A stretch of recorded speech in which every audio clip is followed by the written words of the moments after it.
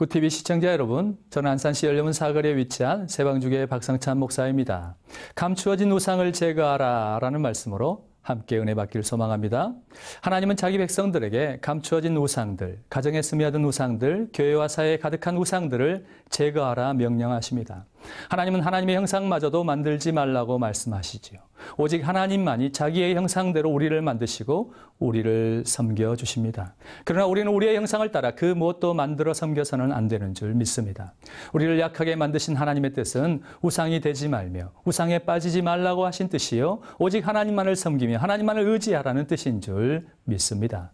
하나님은 영이시며 진리의 말씀이지요, 오직 이것뿐입니다. 다른 것은 없습니다. 영은 잡히지 않으며 보이지 않으나 영원하며 완전하며 살리는 것이요, 진리의 말씀은 보이는 것이요, 손에 잡히는 것이요, 귀에 들리는 것이요, 사람을 살리는 주의 능력의 음성이며 유한하고 제한된 인생에 허락된 완전한 것입니다. 우상이 가득한 사회나 국가는 망하고 말았다는 것을 역사가 말해주고 있습니다. 로마가 그랬습니다. 이스라엘이 그랬습니다. 아무리 힘있는 민족이요 국가라도 일순간에 망하는 것은 우상 숭배 때문입니다.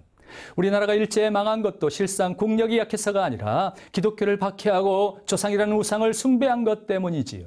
신사참배라는 우상 숭배 앞에 죽음으로써 저항하지 못하고 신사에 참배하고 기독교 탄압에 굴복한 결과는 어떻게 되었습니까?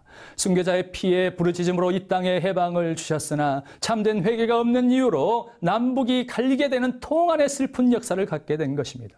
저 북한이 망할 수밖에 없는 이유는 핵폭탄이 없어서 망하는 것이 아닙니다. 지도력이 부족해서 망하는 것도 아닙니다. 오직 김일성과 김정일을 우상으로 숭배하기 때문이지요.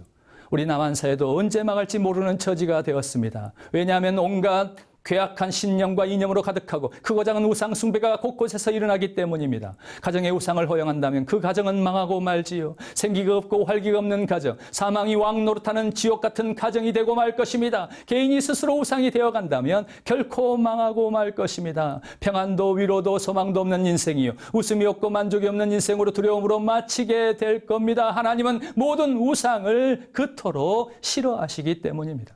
우상이 가까이 서 있는 것도 허락하지 않으시는 하나님의 모습을 보십시오. 사무엘상 5장 2절에서 4절에 보면 블레셋 사람이 하나님의 궤를 가지고 다곤의 당에 들어가서 다곤의 곁에 두었습니다. 아스돗 사람이 이튿날 일찍 일어나 본즉 다곤이 여호와의 궤 앞에서 엎드러져 그 얼굴이 땅에 닿아 있었습니다. 그들이 다곤을 일으켜 다시 그 자리에 세웠습니다. 그 이튿날 아침에 그들이 일찍 일어나 본즉 다곤이 여호와의 궤 앞에서 엎드러져 얼굴이 땅에 닿았고 그 머리와 두 손목은 끊어져 문지방에 있고 다곤의 몸뚱이만 남은 것을 보았습니다. 하나님은 자신의 백성들이 우상으로 여기는 모든 것들을 공격하신다는 것을 보여줍니다. 진멸하기까지 하십니다. 자녀가 우상이면 자녀가 위험합니다. 남편이 우상이면 남편이 위험합니다. 아내가 우상이면 아내가 위험합니다. 나라에 우상이 가득하면 나라가 위험합니다. 하나님이 우상을 향하여 공격하시기 때문입니다. 에스겔서 14장 4절에 그런즉 너는 그들에게 말하여 이르라. 나 주 여호와가 말하노라. 이스라엘 족속 중에 그 우상을 마음에 들이며 죄악의 걸림돌을 자기 앞에 두고 선지자에게로 가는 모든 자에게 나 여호와가 그 우상의 수여대로 보응하리라 말씀하고 있습니다. 그러나 반대로 우리가 오직 예수 그리스도 한 분만을 섬기면 우리의 자녀가 보호를 받습니다. 우리의 남편과 아내가 보호를 받습니다. 사랑을 받습니다. 때마다 시마다 은혜를 주십니다. 복을 부어주십니다. 우리가 우상을 제거해야 할 이유가 여기 있습니다. 하나님의 보호하심과 은혜와 사랑과 인도하심과 만복을 받기 위해서입니다. 사랑하는 구TV 시청자 여러분, 우리 모두 하나님의 백성으로 오직 하나님 한 분만을 섬기며 그의 말씀을 신봉하는 자들이 될 수 있기를 소망합니다. 우리 삶에 숨겨진 우상을 제거하여 하나님을 기쁘시게 하고 축복의 삶을 살아갈 수 있기를 예수 그리스도의 이름으로 간절히 축원합니다. 이스라엘 자손들아, 너희는 심히 거역하던 자에게로 돌아오라. 너희가 자기 손으로 만들어 범죄한 은우상 금우상을 그날에는 각 사람이 던져 버릴 것이라. 할렐루야. 감사합니다.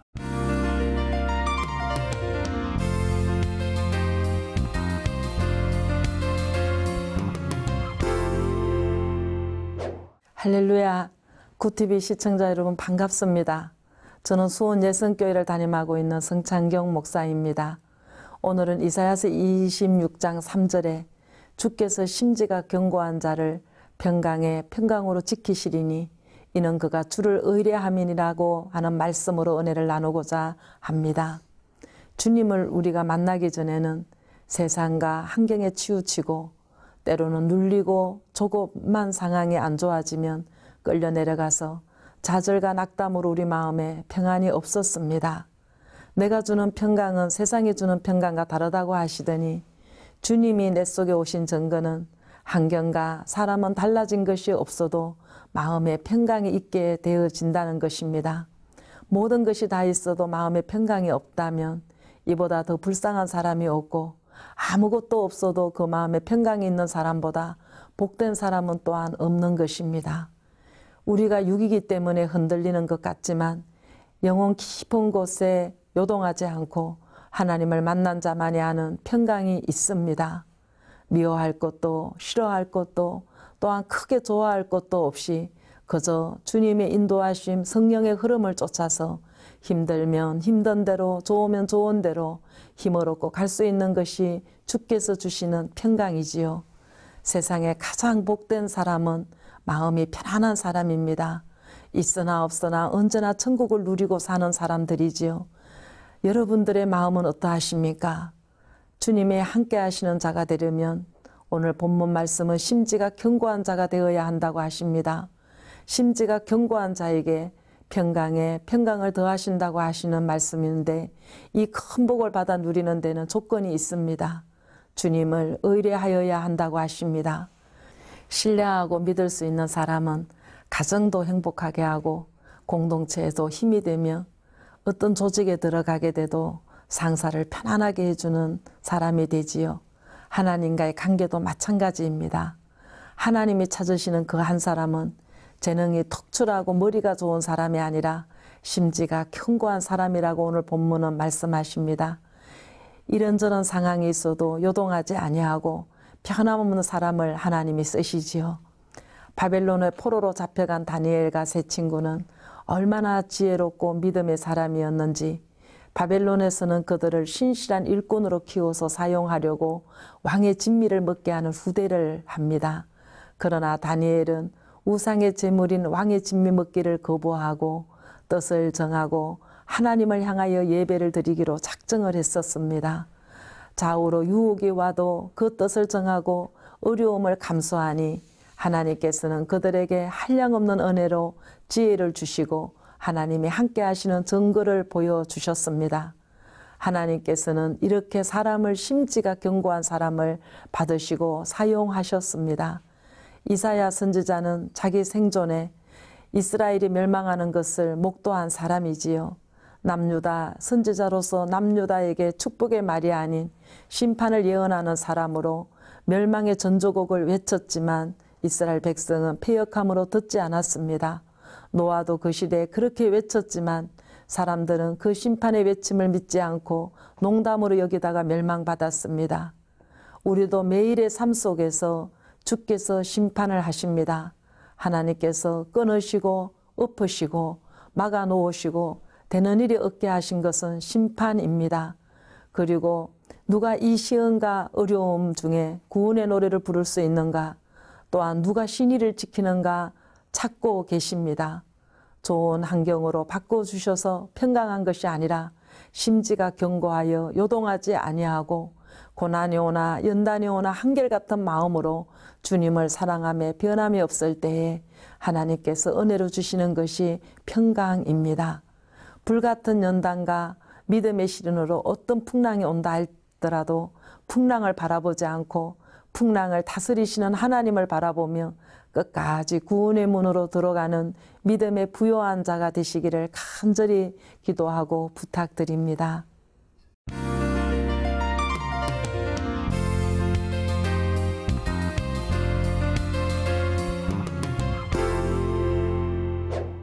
구티브를 시청하시는 우리 성도 여러분, 그리고 나라와 민족을 위해서 항상 깨어 기도하고 있는 해동포 750만 우리 성도 여러분, 한 주간 동안에도 주님의 은혜 가운데 평안하셨습니까? 저는 강남 임마누엘교회를 섬기고 있는 장요한 목사입니다. 오늘 이 시간 성도 여러분과 제가 함께 은혜 받을 말씀은 신약성경 베드로전서 5장 8절로 9절의 말씀에 근거하여 근신하여 항상 깨어 있으라 라는 말씀으로 이 시간 은혜를 나누려고 합니다. 우리가 이 땅에 살면서 도대체 많은 유혹과 시험과 미혹 등을 받지는 아니할 수 없을까? 이 땅에 한평생 살아가는 동안 도대체 이 사마귀는 무엇이길래 우리에게 끊임없는 도전과 우리에게 싸움과 우리에게 피비린나는 고통과 고난을 주고 있는 이 사마귀가 도대체 무엇이길래 우리 인간을 괴롭히고 나가 여러분을 절망으로 만들까? 이 말씀을 히브리의 원어를 찾아보니 쇠드라는 말을 가지고 있었습니다. 이 말은 첫 번째는 악마요, 두 번째는 마귀요, 세 번째는 악이 가득한 이 말로 되어 있습니다. 이 말을 바꿔 얘기하면 휘드라는 말과 동일한데 이 말은 오만하다, 파멸시키다, 황폐해지다. 그래서 사탄이라고 최종적으로 말을 하고 있습니다. 사탄의 말을 뜻을 또 문학적으로 보면 저항자, 비방하는 자, 반대하는 자, 선을 대적하는 자, 일명 사탄이라고 얘기하고 있습니다. 반면 헬라어는 말하기를 이 사탄을 5가지로 이야기하는데 첫째는 디아볼로스라는 말을 갖고 있는데 거짓의 비방자, 중상의 모략자, 비난하며 우는 자, 더러운 영, 남을 해치는 자, 이런 뜻으로 5가지를 설명하고 있습니다. 그래서 신구약 성경 가운데 사마귀를 찾아보니 860번이나 나옵니다. 우리의 마음에 항상 부정적이고 원망과 불평과 불만과 고통과 삶을 포기하고 자살에 이르기까지 하는 이 배후의 사마귀는 도대체 무엇일까? 그래서 영국의 세계적인 극작가인 섹스피어는 말하기를 이렇게 말하고 있습니다. 오 인간들이여, 악마와 싸워라. 악마는 인류의 적이다. 그러므로 항상 깨어 있어라. 그렇게 그는 말하고 있습니다. 그래서 그는 비극의 4개의 책을 썼는데 그게 바로 햄릿과 맥베스와 오셀로 등 4권의 책을 우리에게 있습니다. 이 책들의 내용을 보면 바로 비극적인 책들이었습니다. 그리고 그는 그 1616년에 4월 23일 52세로 젊은 나이로 자기 고향에서 하나님의 부르심을 받았습니다. 이거 역시 사마귀의 놀림거리가 된 것이 아니겠습니까? 이처럼 사마귀는 우리에게 성령을 부인하게 합니다. 은혜 받지를 못하게 합니다. 믿음의 봉사를 못하게 합니다. 사람을 시험을 들게 하고 괴롭힙니다. 그래서 마가복음 9장 28절로 29절의 말씀에 보면 이렇게 말씀이 있습니다. 집에 들어가심에 제자들의 조용히 묻자오되 우리는 어찌하여 능히 그 귀신을 쫓아내지 못한나이까? 이르시되 기도 외에는 다른 것으로 이런 종류가 나갈 수 없느니라 하셨습니다. 마귀는 우리 인생을 시험을 줍니다. 마귀는 우리 인생을 넘어지게 할 뿐만 아니라 인생을 망가지게 하고 여러분의 삶의 파탄에 이르기까지 합니다. 그리고 나타나게 하고 우리의 삶을 미혹해 가고 우리를 괴롭게 합니다. 심지어는 절망과 자살로 이끌어가는 게 바로 마귀의 유혹 아니겠습니까? 우리 많은 사람이 이런 피를 보고 심지어는 살인 강도로 인하여 사람의 인생이 어처구니 없이 망가지는 것을 종종 봅니다. 그래서 신약성경 마태복음 24장 43절의 말씀에 보면 이런 말씀이 있습니다. 너희도 아는 바니 만일 집주인이 도둑이 어느 시간에 올 줄 알았더라면 깨어있어 그 집을 뚫지 못하게 하였으리라 했습니다. 마태복음 24장 44절의 말씀에 보면 이러므로 너희도 준비하고 있으라. 생각하지 않을 때 인자가 오리라고 말씀하고 있습니다. 그렇습니다. 우리가 뭘 잃어버리고 나면 우리가 여러분과 지금 제가 모든 삶에 포기하고 나면 그 뒤에는 바로 이 사마귀가 있다는 걸 기억하십시오. 베드로전서 이 4장 말씀에 이후의 말씀에 보면 7절에 보면 이런 말씀입니다. 만물이 가까웠으니 그러므로 너희는 정신을 차리고 근신하여 기도하라고 있습니다. 성경에 보면 믿음으로 살다가 사막의 유혹과 시험으로 넘어진 자가 많이 있습니다. 그 가운데 첫 번째는 사울왕이고 두 번째는 삼손이고 세 번째는 가인이었습니다. 이들은 한때 이스라엘을 구했고 수없는 영혼을 살리게 됐던 자들입니다. 그럼에도 불구하고 사마귀에 걸려 살인자로 변하고 시험에 걸려 인상을 망가진 자들이 이들이 아니겠습니까? 저는 이제 결론을 지을까 합니다. 지금 현재 머무는 여러분 그곳에서 어떤 곳에 있던 그 환경에서 우리 기도하고 깨어있기를 바랍니다. 마태복음 26장 41절의 말씀에 보니 시험에 들지 않고 깨어 기도하라. 마음에는 원해도 육신은 약하도다 하시면서 우리에게 주신 말씀이 이 말씀입니다. 부디 한 주간 동안에 이 말씀 꼭 붙드시고 여러분의 삶의 일터에서 승리하시는 우리 시청자 여러분, 해동포 750만 여러분이 되어지기를 주님의 이름으로 축복합니다. 한 주간 승리하십시오. 믿음으로 복수에 나가기를 주님의 이름으로 축복합니다. 샬롬, 할렐루야.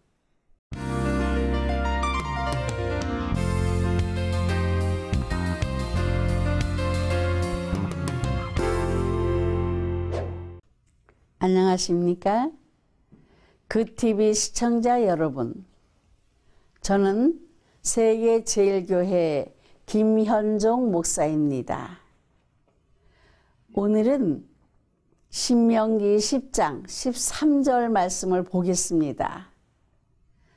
내가 오늘날 내 행복을 위하여 내게 명하는 여호와의 명령과 규례를 지킬 것이 아니냐라고 말씀하셨습니다. 우리가 하나님의 명령과 규례를 지키면 행복하게 된다는 것입니다. 앞절에 신명기 10장 12절 말씀에서 이스라엘아, 내 하나님 여호와께서 요구하시는 것이 무엇이냐?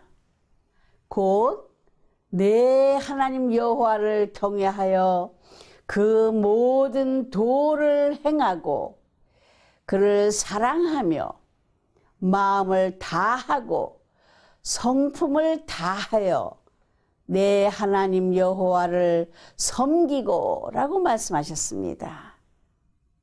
우리 모두는 하나님을 경외하여 도를 행하고 그분을 사랑하고 마음과 정성을 다하여 섬김으로 행복하게 되시기를 기원합니다. 누가복음 13장 3절에는 너희에게 이르노니 아니라 너희도 만일 회개치 아니하면 다 이와 같이 망하리라. 고 회개 안 하면 망한다고 분명히 말씀하셨습니다. 우리가 망하지 않기 위해서도 회개를 해야 합니다. 이사야 59장 2절 말씀에서는 오직 너희 죄악이 너희와 너희 하나님 사이를 내었고 너희 죄가 그 얼굴을 가리워서 너희를 듣지 않으시게 함이니 라고 하신 것을 보면 요약하면 죄가 하나님과 우리 사이를 가리웠다고 하셨습니다. 하늘문을 여는 회개를 하고 기도마다 응답받게 되시기를 기원합니다.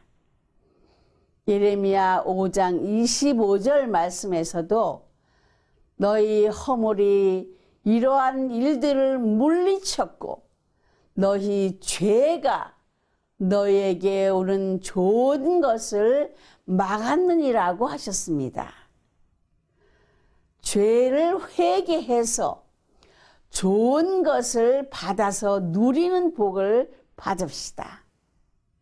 요한복음 4장 24절에 하나님은 영이시니 예배하는 자가 신령과 진정으로 예배할지니라고 하셨습니다.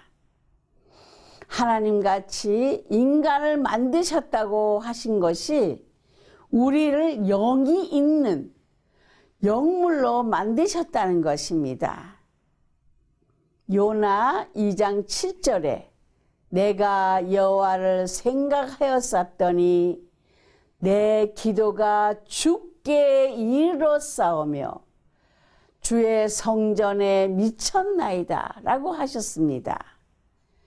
이 말씀에서도 요나가 생각함으로 요나의 생각이 요나의 영이 하나님의 영과 맞춰서 기도를 했더니 기도가 주께 이르렀다고 하셨습니다.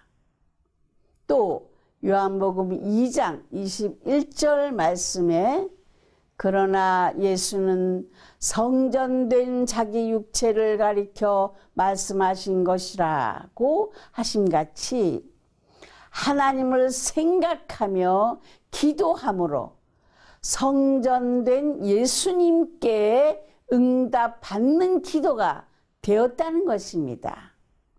그래서 저도 교회에 오자마자 하나님께 드리는 예배가 상달되기 위해서 하나님을 생각하면서 회개부터 합니다.